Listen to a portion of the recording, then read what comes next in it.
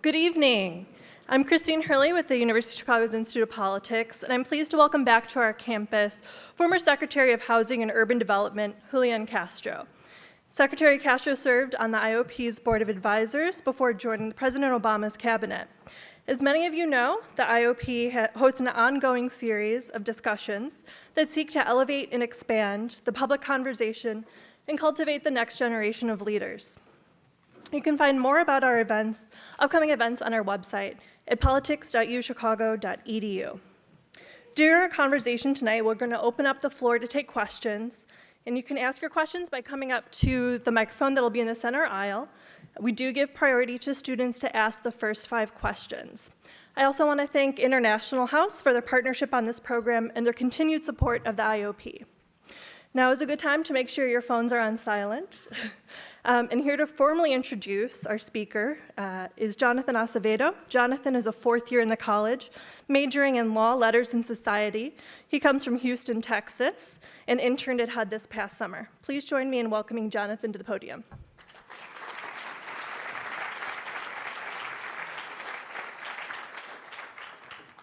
Thank you. I'm pleased to introduce the Honorable Julian Castro. From July 2014 to January of this year, Mr. Castro served as the 16th Secretary of the U.S. Department of Housing and Urban Development, an agency with roughly 8,000 employees and a budget of $46 billion. Born in San Antonio, Texas, Mr. Castro and his brother Joaquin credit their mother, who was an active participant in the Chicano movement, for inspiring them to enter politics. As Secretary, Mr. Castro... Sorry, I'm a little nervous. Mr. Castro made HUD the Department of Opportunity by using housing as a powerful platform for sparking greater progress in people's lives. He helped more hardworking and responsible families reach their dream of homeownership, dedicated and fought tirelessly for causes such as fair housing for all Americans, and launched signature initiatives like Connect Home, an initiative that I had the pleasure of working quite closely on, which brought affordable internet access to HUD-assisted housing. Before he became secretary, Mr. Castro was the mayor of his hometown of San Antonio, Texas. And during his time as mayor, the city expanded high-quality and full-day pre-K, saw its dropouts plummet and its high school graduation rates soar, and created more 21st century jobs for its residents. During my time at HUD, I saw firsthand how Mr. Castro inspired every employee with his compassion and his dedication to our mission. By dedicating his work to making sure that all Americans are given not just an opportunity, but a meaningful opportunity, Mr. Castro is an inspiration for all aspiring young politicians, especially those of Latino heritage. And it is my honor to welcome him here today. So please join me in giving a warm round of applause to the Honorable Julian Castro. Thanks a lot. I appreciate it. Thank you. Good evening. First, let me say a huge thank you to Jonathan for the introduction, but more importantly for his great work while he was an intern at HUD. I think we have another a former HUD intern, Maddie, who's here. Both of them did a fantastic job as interns at HUD, and I'm happy to see y'all doing well and off to great futures in the years to come. I also want to thank everybody at the International House and at the Institute of Politics for having me. I feel very lucky for many reasons and challenged for one reason. I'll start with that. You'll have to excuse me if my voice gets the better of me. My throat is getting sorer and sorer as we speak. But I'm happy to be here in Chicago, and I feel very lucky that it's not snowing or anything. Y'all have to understand that it was 75 degrees yesterday in San Antonio, where I'm coming from. And so I thought, oh, I'm going to Chicago. I looked on my iPhone, and it said that it was going to be between 36 and 16 today. So I feel happy that at least it's not snowing.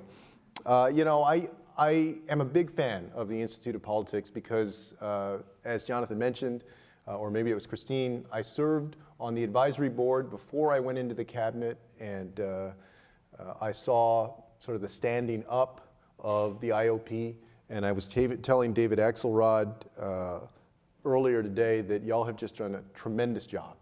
Let's give the IOP a big round of applause for all of the fantastic work that they've done. You guys will be whipping the Kennedy School before you know it. It's also true that I have a twin brother, Joaquin, who is on the advisory board now. So you just switch out one Castro twin for the other.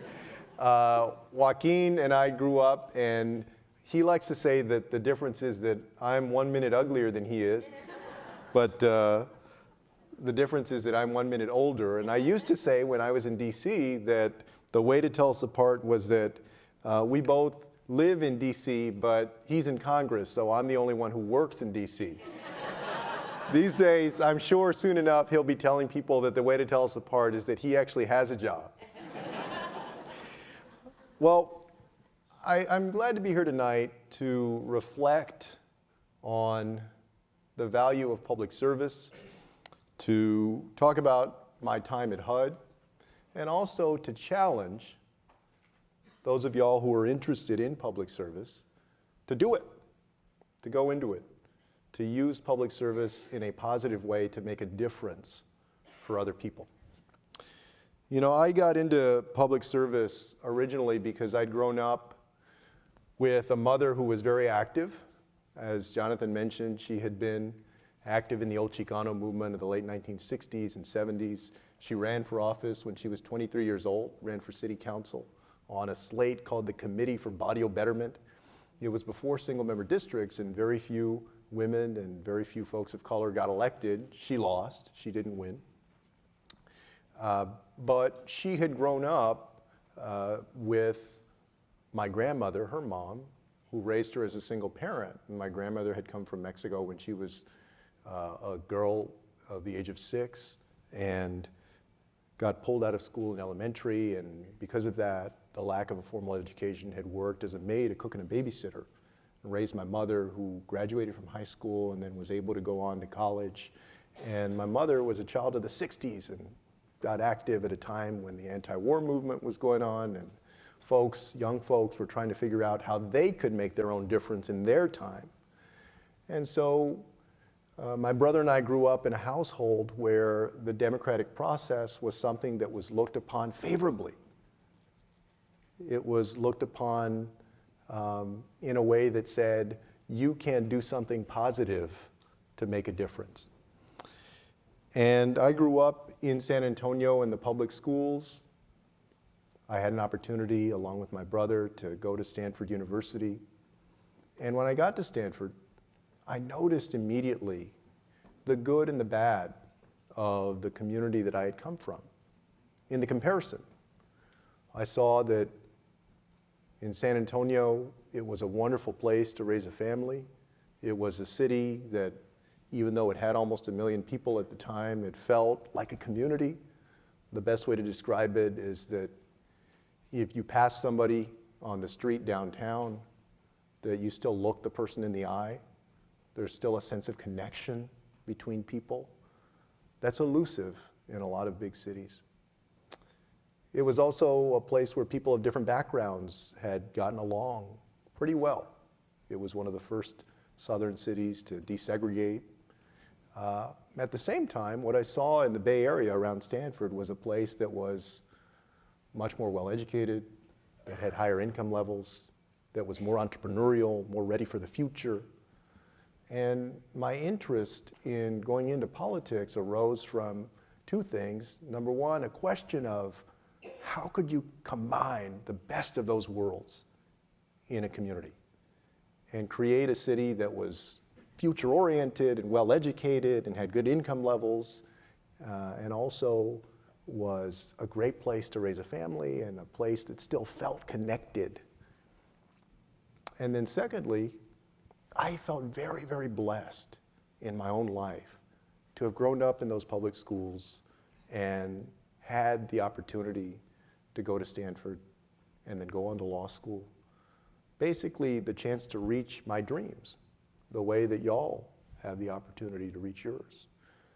And I knew, after I graduated from law school, that I couldn't sit at a desk and bill by the 10th of an hour over and over and over again. I started working at one of the law firms in San Antonio and making good money.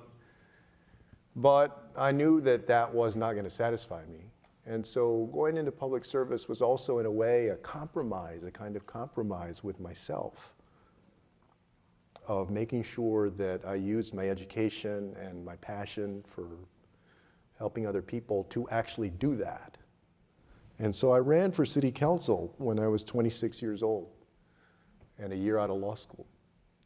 And at the time, San Antonio had very strict term limits. You could only serve two-year terms. And so I got elected to city council when I was 26 and then served 4 years and ran for mayor of the city when I was 30. I was trying to become the youngest elected mayor in San Antonio at the time. I was running against a guy who was 70 and trying to become the second oldest mayor at the time. And he won in a close runoff. And he actually ended up being a good mayor. And then 4 years later, I ran again and got elected. And while I was mayor, I focused on trying to create opportunity for folks. As was mentioned, probably the most important thing that we did was to take to the ballot a sales tax initiative to significantly expand high-quality, full-day pre-K, because we could see very clearly that there was a gap in the number of students in the city who were receiving high-quality, full-day pre-K. And at the same time, the research is crystal clear that if you have $1 to spend, where you can make the biggest impact in the life of a young person is early on, when their brains are developing at their fastest, when they have all of those years still ahead of them. And so in November of 2012, we put that initiative on the ballot, and some folks wondered whether it would pass. This was Texas, after all. And actually, we had never before tried to use a sales tax to invest in people. If you think about it, we always use taxes like that to invest in things, in sports stadiums, or roads, or airports, or drainage. But we wanted to invest in little kids and their future. And it passed with 53% of the vote. And San Antonio today has a much more robust, high-quality pre-K program called Pre-K for SA. The other thing that I wanted to do was to revitalize some of the older, challenged neighborhoods. I had grown up in one of those, and I knew that the aspirations of the folks who were sitting in those classrooms in the schools, who were living in those homes, were the same as the aspirations of young people throughout the city. And so we set about trying to particularly improve the east side of San Antonio, which had been traditionally largely African American, and then today really is almost split, African American, white, and Hispanic. And the downtown area, which even though many of y'all have probably been to the Riverwalk or the Alamo, who's been there? Some folks, all right. The Riverwalk is beautiful. Go spend your money there. It's Texas's most visited tourist site for leisure, but the rest of downtown was lagging.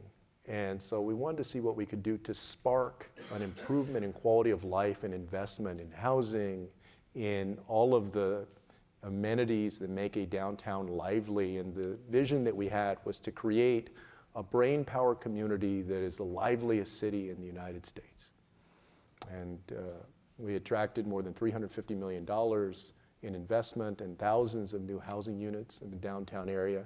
And on the east side, San Antonio became the first community to garner a promise zone from HUD, a promised neighborhood designation from the Department of Education, and a choice neighborhood grant as well, and a burn criminal justice grant from the Department of Justice. And so I felt like we were delivering on a promise to expand opportunity. And then on April 16, 2014, I got a call from President Obama asking me if I would serve as HUD secretary. I remember the date because it's not every day that the president calls you and asks you if you want a job, unless y'all have had that experience every day of your life. I have not. I'm not that great. I said yes because I thought that HUD also could be a place where we could spark greater opportunity And I envisioned the department and called it the Department of Opportunity because, as Jonathan said, thank you so much for reading from our tagline. Housing really is central to enhancing the chance that people have at reaching their American dream.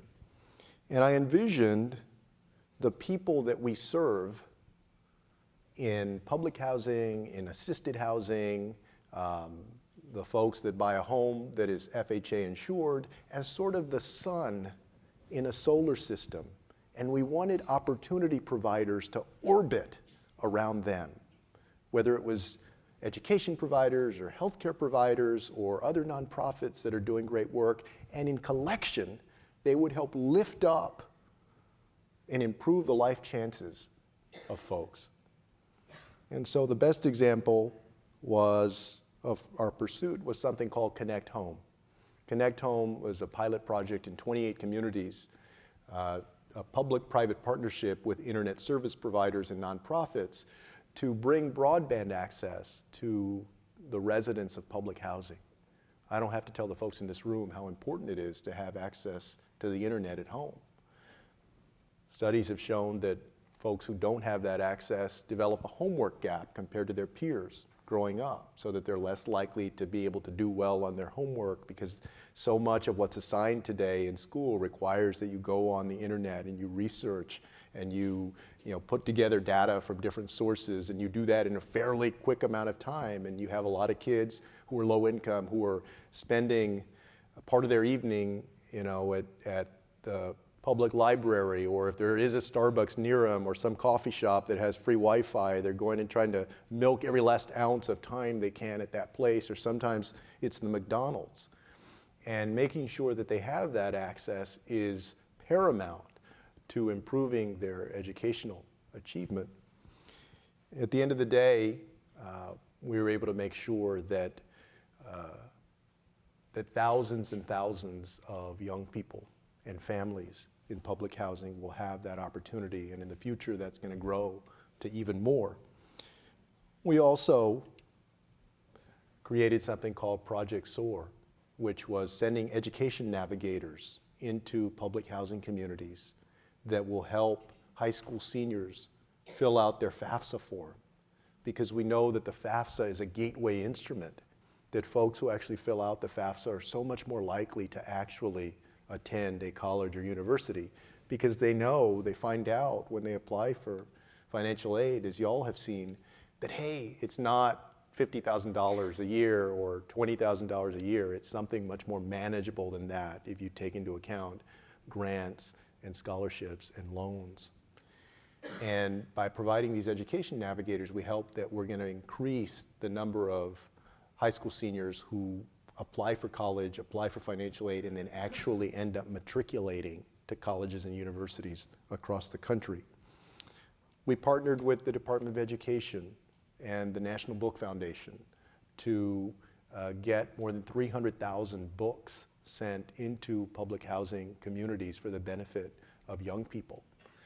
In this day and age, when so many of our young people, even low-income children whose parents have cell phones, are reading stuff off, seems like kids are extraordinary these days. They learn how to use a cell phone at the age of 1. And that's not too far off from the truth. But their access to books and information isn't always what it needs to be. And so we set about trying to increase the chance that they'd have an opportunity to celebrate the joy of books and also learn. We lowered the mortgage insurance premium twice during the Obama administration, and one time it actually stuck. That's the inside people get that understand housing. Because we recognized that 10 years ago, if the story was that it was too easy to get a home loan, today the deal is that it's too difficult. That folks who are hardworking, who are working class, who are middle class, who go to a bank and try and get a home loan, often are rejected, even though they have an average credit score and they are responsible and they would be able to pay down on that mortgage. And so we didn't change the qualifications that it would take to get a mortgage, but we did make it a little bit less expensive to get the FHA insurance. We saved folks on average in the first cut $900 on an annual basis, and the second would have saved $500 on an annual basis, so that home ownership can become more possible for folks who are working hard but may not be able to put 20% down. We also looked at what we could do to make sure that people have an effective second chance in the United States by partnering with the Department of Justice to help expunge the records of young people who live in public housing who have run into problems early in their lives but committed a crime and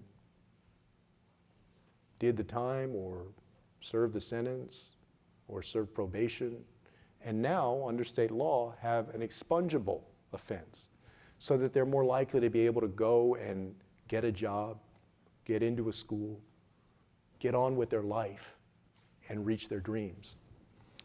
I say all of that because when we talk about expanding opportunity in our country, whether it's in a big city or a small town, what do we really mean by that?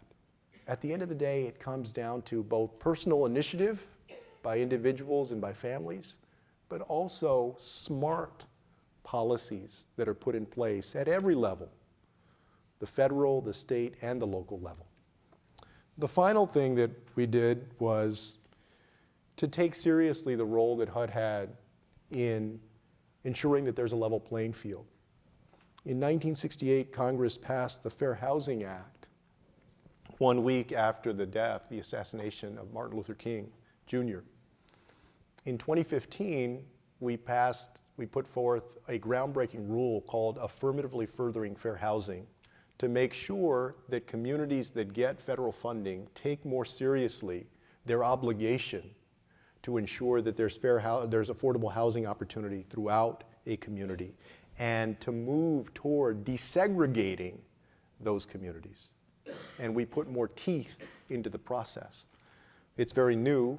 It was only started in 2015, and the first round of communities responded in 2016, but we're hopeful that in the years to come, that will make a difference so that folks of every background will benefit from the investments that are made by cities that are conscious about the challenges they have when it comes to affordable housing, and make sure that they provide opportunity for every part of their community. I'm very proud of that work, and I'm proud of my team at HUD for doing it. I'm convinced that in the years to come, all of that is going to make a difference. I'm here tonight because I hope that you too will choose public service. I hope that you'll consider in your own life the possibility of making a difference through serving others. The truth is that we need more young people in politics. I believe that youth offers not only idealism, which you often get knocked for, but oftentimes integrity and honesty and a sense of purpose about doing something for other people and not just yourself. For those who are considering going into public service, I have some advice. The first piece of advice is that politics is not nearly as bad as people say it is. I'm sure if you're like me, you've heard many times over the years people say that all politicians are crooks, or what difference does it make? I've been at this now for about 16 years. I had my first election in May of 2001. Don't let the no gray hair fool you. And the truth is that while you do sometimes encounter folks who clearly are ethically challenged or just serving themselves, are not in it for the right reasons, the vast majority of people in public service, whether it's at the school board level, the city council, state representative, county commissioner, Congress, or federal positions, the vast majority of folks, I can say, have good intentions and are in it for the right reasons. The reason being that they want to make a positive difference in the community that they're serving. And they believe that the way they're going about it is the best way to do it. That doesn't mean they're right or they're wrong, but my point is that there's no nefarious intent behind it. They're doing it because they believe that they're going to make things better. My second piece of advice is that for those of y'all who are thinking about a future in politics, know why you're running. Know why you're getting into it in the first place. Some of the people that I've seen gone astray over the years are the people that really don't have that sense of purpose or direction. They're not in it for the reason of serving other people. They're basically in it to serve themselves. And that doesn't mean that you need to know your position on every single issue that comes up. To watch the congressional confirmation hearings these past couple of weeks, you can see that at every level we sometimes have people that don't know the answers on policy. But it means that you should have a basic sense of what you believe, what your values are, what you want to accomplish.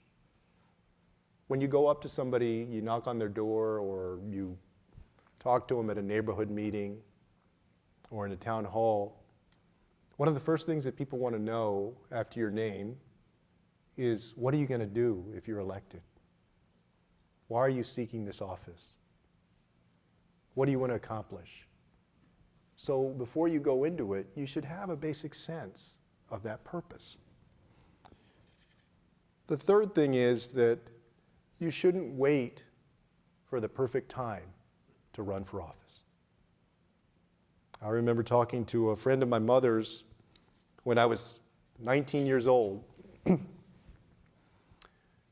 She was my mother's age, so at the time, in her late 40s or 50, who said that she had been approached when she was in her 20s by folks that said, oh, you should really run for office. You know, you're smart, you have a lot to offer, you have a lot of passion, you could do a lot of good things. And that somebody told her back then, you know, if you want to run, you should just run. Don't wait. She never did run for office, but I got the sense that she was telling me to say, if you really have a passion for it, don't be afraid and don't wait forever, because the truth is that there's never going to be a perfect time to do it. Now, that doesn't mean that you shouldn't be realistic about the time commitments. It's unfair to just say, go do it, because the fact is that people in life have real, important commitments, their children and family, their job, volunteer commitments. But it means just to size those up and make a decision about whether you can fit in the time for public service, understanding that it's never going to all line up perfectly, that there are going to be time sacrifices that you have to make in order to pursue that goal. Also, you often wonder, how do you get started in this stuff? What's the first thing that you got to do to actually get started if you're interested in running? And my answer to that is to go and find the people that interact or are affected by the office that you want to run for. If you want to run for school board, the parents of students, the PTA members, the employees of the school district, community groups. If you're running for city council, those neighborhood or homeowners associations, the community groups, the nonprofits that get funding, the business interests that are affected by city policy, all of those different folks that orbit around that office, and your neighbors, people that don't orbit around it at all, but that sometimes have a more neutral perspective, but valid one, on the office. And listen to different perspectives and understand them as you come up with your position on different policies, because you need their input to understand the nuance and the complexity of those issues. I started running for a city council seat that was opened in May of 2001 in the fall of 1999.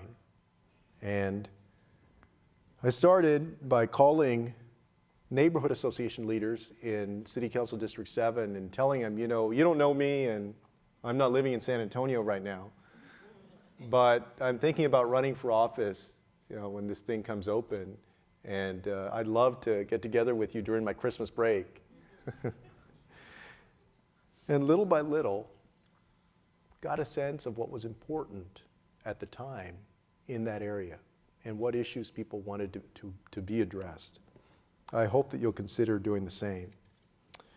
And then finally, I know that one of the things that almost kept me from getting into politics was that I worried whether I could ever really make a difference in it.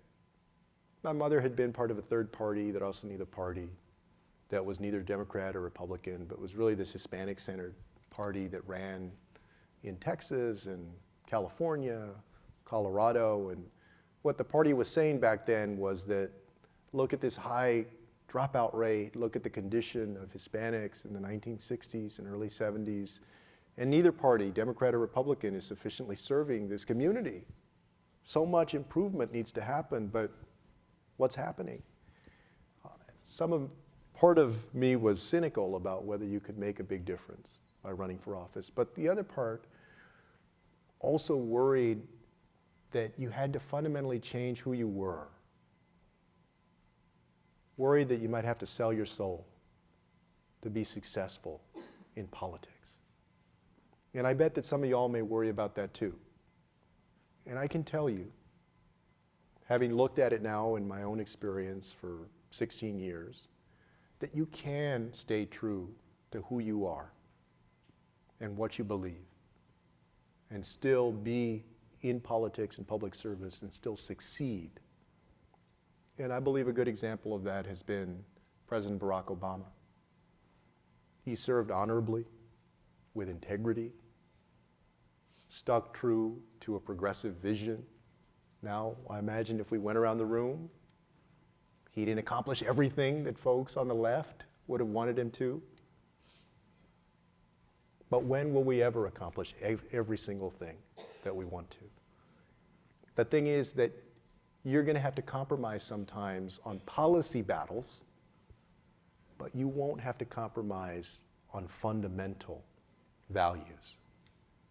A few years ago, when I was mayor of San Antonio, I had the opportunity to lead a delegation of faith leaders, community leaders, and business leaders from San Antonio to Israel. And one of the things that I had the chance to do was to sit down with, at the time, President Shimon Peres. And I remember that in our conversation, he said that we use a mirror, looking into a mirror, to judge our physical appearance and to make adjustments, to make ourselves right physically. And then he asked, what is the mirror for the soul? How do we judge and then adjust how we are as human beings, as people, to ensure that we're on the right path? We can ask that question as individuals, and we can also ask that question as a nation. The events of the last 2 weeks convinced me that we're going to be asking those questions a lot. That our values of equality and fairness, openness and opportunity are at stake. And that's where you come in.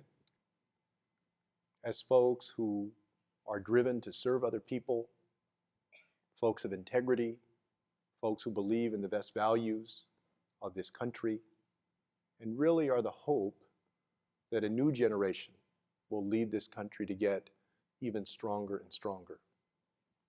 I hope that some of y'all will take the opportunity to make that difference through public service. Thank you very much.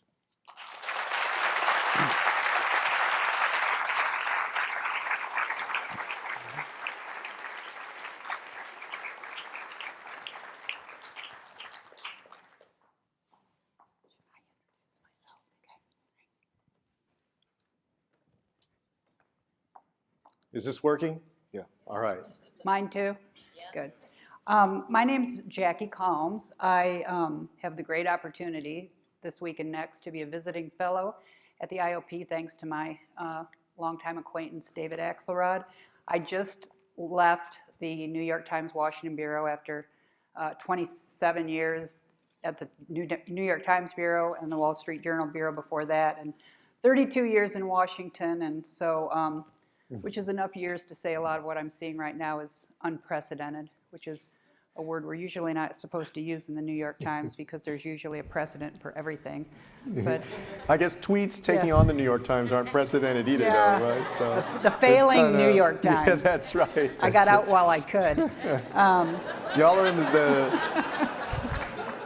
they're in the same category with the Little Marco and the Yeah. Lion Ted and the Crooked Hillary and the failing New York Times. Yep, it's all good company. So I'm going to use my prerogative as a career-long interrogator to ask a couple questions, and then I'm going to turn it over to all of you for any questions. I'm going to start with a quick question to sort of ask an addendum on what you were giving as advice for people who want to go into public service. And you sort of asked, your advice was geared towards more of the positive things and the, motive and all. I have a downer to ask, is that what advice would you give to people? This is a time where even in your entire lifetime, really, that your message of going into public service is really at odds with what's the message has been for as long as you've been, since you were 6 years old. You had Ronald Reagan said in his inaugural address, government is not the solution, government is the problem. When I was covering Congress in the 90s and Newt Gingrich took over Congress and became Speaker, he referred to federal employees at one point as jackbooted thugs. Just this past week, we've seen where in reaction to the dissent within the government to the immigrant and refugee ban, that the White House press secretary said the career bureaucrats just have to get over it. And career bureaucrats was said in a very pejorative way, to which I saw an ambassador, a former ambassador, tweet something like, career bureaucrats, why not call them foreign service officers, public servants, or even heroes? But the predominant message there has been a negative one, and I can tell you from my personal experience as a national publication journalist and the many friends I have in politics, that the onslaught of internet trolls and the like can get depressing. Yeah. So this is all a long build-up to ask you, what's your advice for people who want to go into public service? How do you build a thick skin against that? Yeah, it's a good question. And you're right, of course, that navigating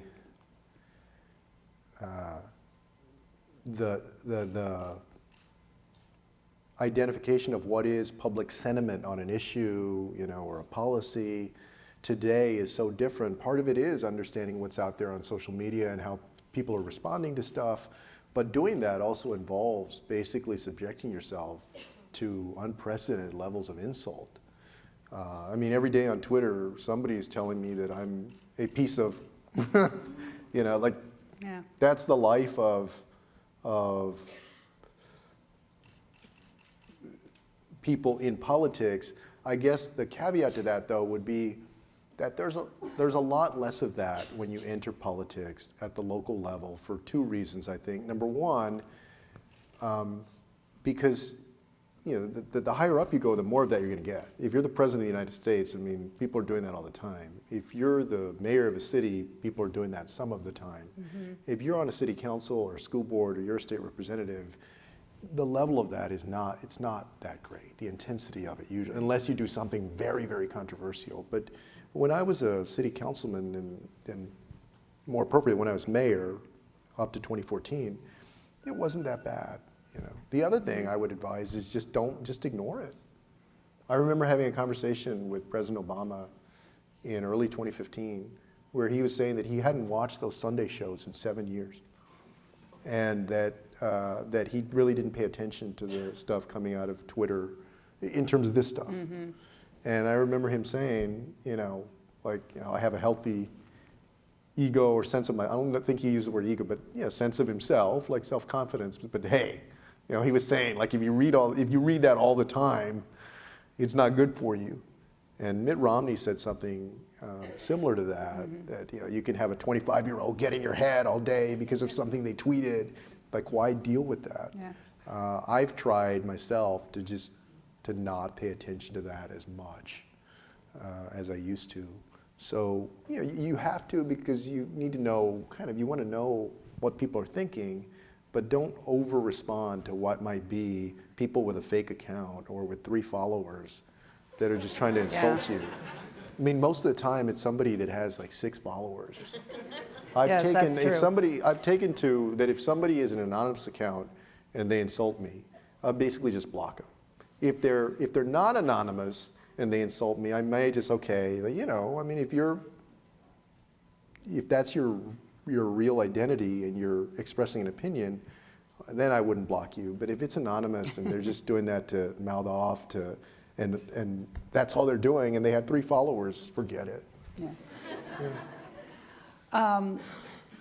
We've heard a lot since President Trump took office about the undoing of the Affordable Care Act, the undoing of the Iran agreement, climate change laws. You've just come from HUD, and you've spent much of your remarks talking about the things you were proud of, and you tended to speak of them as if they were going to be ongoing.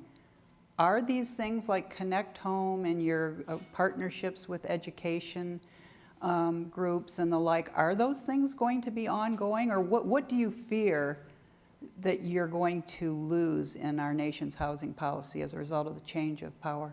Yeah, it's a good question. Most of that, I believe, will continue. And because it's consistent with what HUD has done for years throughout Republican and Democratic administrations. Also, 2/3 of the workforce is not in Washington, D.C., it's out in the field. And only a few hundred employees are actually political employees. So the vast majority of the almost 8,000 people that work there are career employees. They believe in the mission of the organization and these programs. My concern centers around fair housing. I think it's an open question what the administration is going to do with the affirmatively furthering fair housing rule and how much, even if it stays in place. And tell them what that rule does. Well, that was what I described. Basically, this is a rule that tells communities that are getting our funding, like, you need to give us an assessment that is serious about the landscape of affordable housing opportunity and what you're doing to make affordable housing opportunity available throughout your area. And the idea is that we hope that that communities will take it more seriously, and that this will help desegregate communities and provide more opportunity for people of different backgrounds to have a place to live where they want to, where they choose to.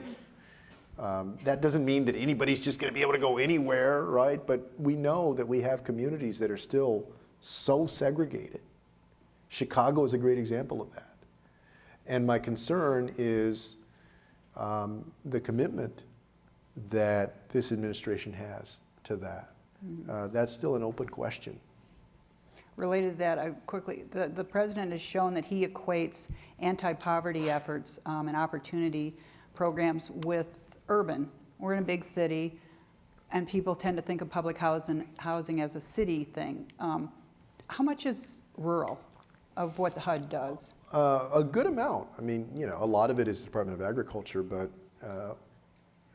through community development block grants and home dollars especially, we fund a lot of community centers, housing authorities that serve folks in smaller towns and rural areas, along with rural housing services that's in the Department of Agriculture. But HUD, a lot of that is HUD funding too. Yeah. During my tenure, I went out to rural Wisconsin and visited with Sean Duffy there and had a town hall. I visited tribal communities as well. Sean Duffy, who's a very conservative Republican from congressman. Wisconsin. The most poignant moment that I had was on the Pine Ridge Indian Reservation. I visited 2 homes, and in one of the homes, these are old homes, they're beaten down, worn down. One had 11 or 12 people living in it, and the other one had 17 or 18 people, including these 2 families that lived in the basement of the house. And I had never seen poverty the way that I saw in that Indian reservation. And it's so removed from economic activity, good transit, all of the connectors to a better quality of life. And so, to answer your question, HUD did a lot of work, so much so that in front of Congress a couple of times, I told them that even though we're the Department of Housing and Urban Development, you could easily call it the Department of Housing and Community Development. Although, frankly, I still like the urban in there because I do think that it's important that we focus on cities as well. My hope is that Dr. Carson and the Trump administration will max out as much as they can on serving not just the cities but the other communities, and that they'll use the Department of Agriculture as effectively as possible too. Tom Vilsack did a tremendous job, I think, there. Because I do think that there's room to maneuver in terms of some of the programs and either combining them or refashioning how they work to deliver a bigger punch in some of those rural areas. Last easy question from me is, what's next for you? I assume you're not done with politics and elective office. Yeah, no, I mean, I'm keeping the option open to go back into politics. Folks have asked about Texas, and I'm extremely unlikely to run in 2018, and so I'm probably sitting out this cycle. My brother is thinking about running. And run for governor, you're saying? Yeah, I'm not. I mean, you never say absolutely never, but I'm very, very unlikely not to. Yeah. And Joaquin is thinking about running against Ted Cruz for Senate in 2018.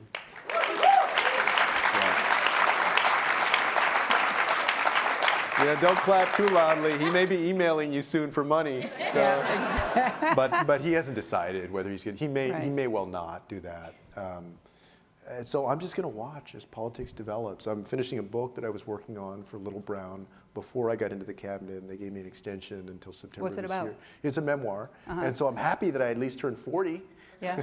and I can finish it. And I'm going to be speaking and probably serving on boards and using my voice on issues that come up that I think are important. I believe that it is crucial for all of us to use our voice, no matter where you're at, whether you're a student or you're a professor or you're in business or you're a public servant. And that includes those of us that are out of it right now. And so, every day I'm on social media, on Facebook, on Twitter. When these issues have come up, giving a perspective on it based on my experience, and I'm going to keep doing that. Okay, over to you all. Just make sure there's a question mark at the end of whatever it is you say. Hi, my name is Matt Enlow, and I'm a second-year student at the law school. I was actually going to ask about the durability of the great programs that you worked on, but Jackie Sorry. beat me to it, so here's hoping this is just as good. And this question is actually also a little bit about what you're doing next. So you preempted me twice. But Sorry. we've heard President Obama talk about how he's heartened by the protests and how he looks forward to joining our fights as a private citizen. But it's my hope that he won't be the only one to do so. What are you working on or planning today to help resist Trump and the threats he poses to the livelihood of people across the country, particularly from especially vulnerable minority communities? Yeah, so, as you can imagine, I'm starting to get the requests from groups to be a part of the effort to push back. And so I'm going to do what I can, both speaking out, but also as folks organize stuff. I'm thinking about, is there something I can help organize? Haven't completely figured that out yet. I've been out like 10 days or something.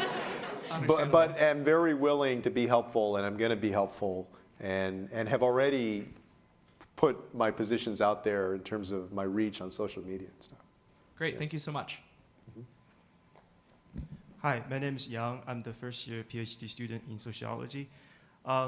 As a Chinese international student, it's amazing for me to see last year's election cycle that lots of Chinese are so enthusiastic joining politics.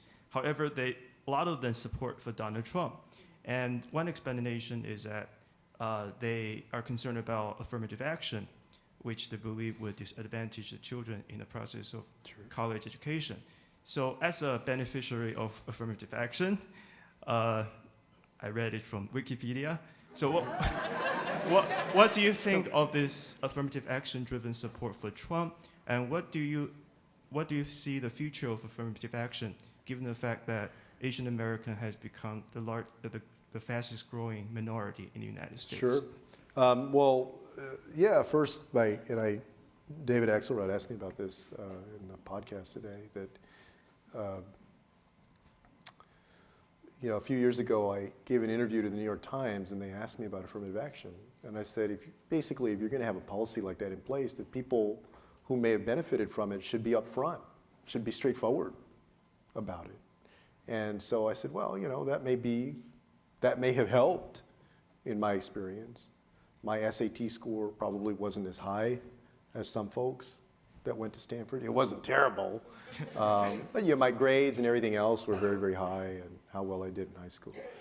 The part that he left out was that my LSAT score was higher than average Stanford students who were taking it, who were going on to law school.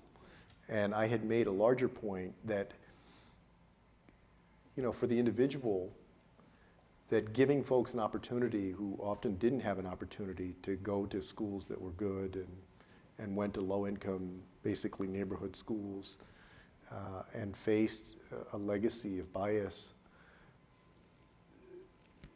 that for me, I thought that it worked out the way that folks would have wanted it to work out. When I had an opportunity to swim in those waters, that I made the most of it. And then by the time we took that test again 4 years later, that I was doing better than a lot of other people. And then that there's also the part of it of the institution, that I think we're all better off if people have a chance to study in a diverse place and be part of a diverse workplace, because that's the world that we're going to encounter. And that at the same time, like President Obama said several years ago, I know that, for instance, my children should not be the beneficiaries of affirmative action, because they're going to have a lot of advantages. And that there are people of different backgrounds, including whites, that are more disadvantaged than my kids are going to be. And so it has to be very nuanced. I also, in the last 25 years since I started college, I see that in life that skin color has been a very powerful determinant of people's upward mobility, but that other things are too. Other life experiences are too. If somebody has a disability, oftentimes the experience that somebody who is gay or lesbian will have in our society, especially growing up. And so my hope is that, to the extent affirmative action survives the court challenge, because we're going to find out legally, part of your question was, well, the future of it. I mean, that's the Supreme Court, basically. There may not be an affirmative action in a few months as we've known it. But to the extent that there is something, I think that it needs to be very nuanced and help ensure that there is diversity, but also recognize the headwinds that people face and what they've overcome. And I know that in the Asian American community that there is a raging debate about that of folks on both sides. And that I guess what I would say is that the voice is appreciated and the tension there is recognized. And we'll have a clearer sense after the court rules about where we're at. Other states, for instance, like Texas, have figured out a different way to get at it. That if you're in the top 10% of your class, that you get into a certain category for admission to the University of Texas. I think maybe in California, they may have something similar, I'm not sure. But there may be other ways that take into account class also. I don't know that this country ought to drop in the year 2017 any serious attempt to still ensure that we have diversity and ignore the very strong and still relevant history of bias in this country. My hope is that in state legislatures and in the federal government, that cooler heads will prevail and that we can fashion a 21st century approach to this that still recognizes where we're at today and also is fair and provides for diversity in institutions. Thank you.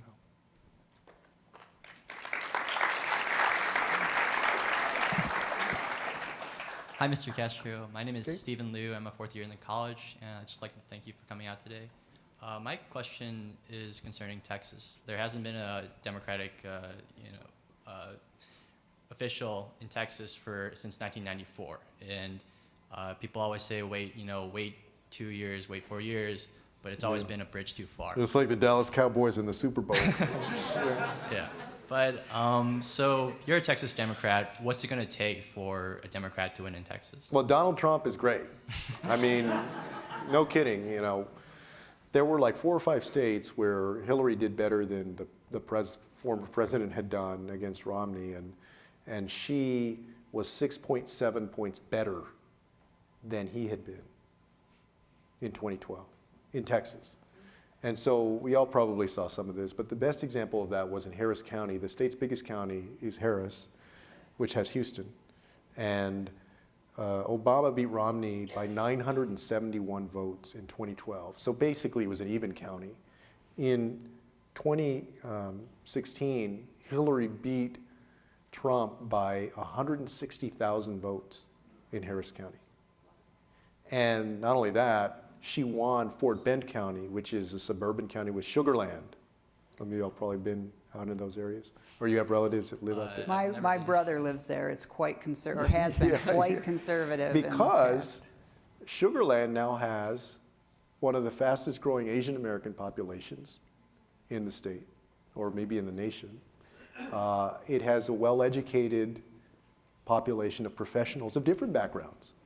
But as y'all have seen, a lot of times the education level of voters was one of the strong factors in how they voted. And then I would just say, with regard to Trump, that there's something about Trump that does not resonate well in Texas, or underperforms. It might be that the guy's a New Yorker. And I mean, like, in the sense of that the attitude and all that, it just doesn't. Also, Texas has always fashioned itself as kind of independent. And I think fundamentally it's that, for better or worse, people want a certain level of respect. People to be treated with a respect in the process. Even if they're, basically screwing you over in policy in the state legislature. There's this disdain for direct kind of insulting you, and I think that's what he was about a lot in the primary and then in the general, and that you could tell that it just rubbed a lot of those folks the wrong way. Also, I haven't seen an analysis of this, but if you look at where Hillary performed in Latino-heavy areas, she did the best, I think, in the Mexican-American dominated areas. She did 6.7 points better in Texas. She won Nevada. She won Colorado easily. She won New Mexico. She improved in Arizona. And they did better in California than they had in I don't know how long, than the Democrats had. In these Mexican-American dominant areas, Mexican-Americans, I think, basically heard Trump throughout the campaign.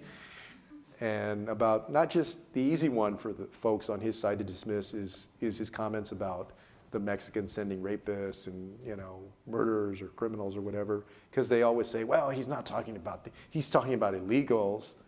No, I mean, when he talked about that judge from Indiana, he was talking about an American who was of Mexican descent, and he was asked point blank, on point, well, what's wrong with this guy? And he said, well, he's Mexican. Even though he knew that the guy was told that the guy was American born. And I think over time, what I heard out there in the Latino community, but especially the Mexican American community, was Like, why doesn't he like us? Like, what does he have against us? Not, I hate this guy. Like, you know, people didn't like, but the first thing out of their mouth was almost like, what did we do wrong? You know? Like, why doesn't he like us? And I don't think he's making it better with the moves that he's taken so far. So to answer your question, there's Trump, there's the fact that that state is urbanizing pretty quickly, that people are moving in from other parts of the nation that are more moderate. And so I think that what is happening little by little, and it's going to take a while because that's such a big state, is that you're going to see what happened in North Carolina. Some of that's slid back, but what happened in North Carolina in '08, what's happened in Virginia, what's happened in Colorado, where these places used to be red and then they moved to being swing states because you have folks that have moved in, you know, the Research Triangle, Northern Virginia, the Denver suburbs, and basically have moderated these states. That will happen with Texas, and Trump will accelerate it. The other thing that it does take good candidates, and they need to be well funded, and a party organization that needs to be strengthened, but I do think that it's happening. All right, thank you. Hi there. My name's Lucas. I'm a master's student with the School of Social Sciences. I don't want to say the man's name too much tonight for fear they'll show up like Beetlejuice or all that, but... Well, you had to say Beetlejuice like 3 times, right? So Exactly. So, half of the people here probably don't even know what that is. You might want to explain it to them. I'm old. President Trump has threatened to withdraw federal funds from cities that continue to, operate sanctuary city, policies towards immigrants and undocumented immigrants as well. And just very quickly, do you regard this as a sincere or credible threat? And if his administration carries this out, what impacts do you predict that will have on, public housing policies either carried out by the cities themselves or with the cooperation of HUD? Well, I mean, do I think that it's a credible threat? Do I think that he'll try something on it? Yes. Do I think that it'll succeed? At least from what I understand, it's not as straightforward as he's presenting, because, for instance, if he went and he tried to yank all of Los Angeles' federal funding or Chicago's, my understanding, at least, is that what you're trying to withhold has to be directly related to some undertaking. If it's housing money, directly related to a housing issue, or if it's transportation money, a transportation issue. In other words, that you can't just blanketly withhold all federal funding because you don't like a city's policy on immigration. That doesn't mean that some of it couldn't be withheld that might deal with enforcement of that or related dollars in some way, but it's shaping up for a legal battle to determine how much of those funds he's going to be able to withhold if they go full force into that. And I saw the comments from the mayor of Chicago, the mayor of Boston, LA, these different cities, and so I was glad to see that they're holding firm. Thank you. I think we just have time for one more question. I'm really sorry. You clearly are in demand, but the rest of you might as well just get off your feet. Thank you so much for coming out tonight. I'm Shri. I'm a second year in the college. I'm from New Jersey, and a very contentious topic right now in my town and county is affordable housing, as a lot of towns are being forced to comply with prior statutes about that. And I was wondering, how do you get the conversation to change around affordable housing? Because a lot of the pushback is they say that, they're hurting the environment, or they're taking away from green space, or it's going to lead to more traffic if they build more. But it's really the underlying issue is a lot of prejudice and a lot of against segregation for minorities or low-income families. So how do you get the conversation to change around that so people can recognize their own prejudices? Yeah. Well, I mean, I think that the best way to do that is to encourage open dialogue, not just between the prospective developers of these housing projects or affordable housing units, but really the folks who live in these types of affordable housing units in other places. you need to reality test that for the people who are concerned or have anxiety about who might be moving in to their area. And we see this all over the place. Some of y'all may have seen Show Me a Hero or read the book about the battle in Yonkers in the 1980s to get 150 or 200 units or something of affordable housing there. And it took years and years and years.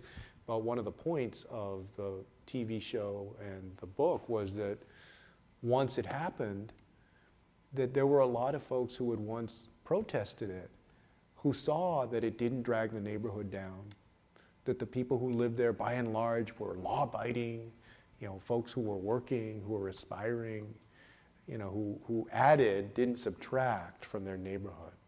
And I was on the city council, and then when I was mayor of San Antonio, we had zoning, I think it was on the first and third weeks of the month when we had our meetings, and you're right, you get that a lot. People saying, well, it's gonna cause more traffic, or the schools are already overcrowded. And the thing is that you also can't wholesalely dismiss people, because everybody has a concern and a right to be concerned about what's in their neighborhood. That's what you have to deal with all the time. That's what the conditions that you live around. Anybody would be concerned about what's going on in their neighborhood. But it's that line between a legitimate concern and something that's animated by fear or bias or something that's unreasonable. And I think the first approach is not necessarily to shout people down. It's to try and work with them to see, to take the mask that they have on the face of these people, the they out there, and show them who they really are, and try and get them to understand.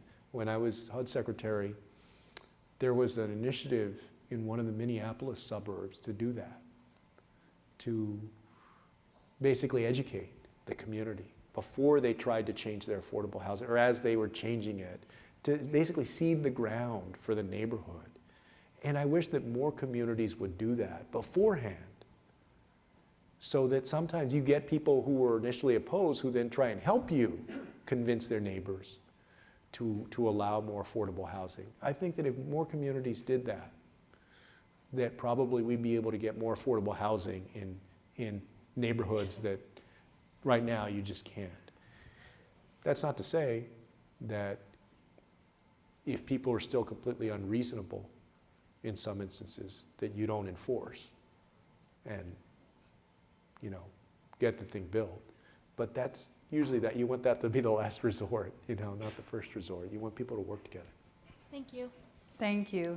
And everyone please thank Mr. Castro. Thank you all very much.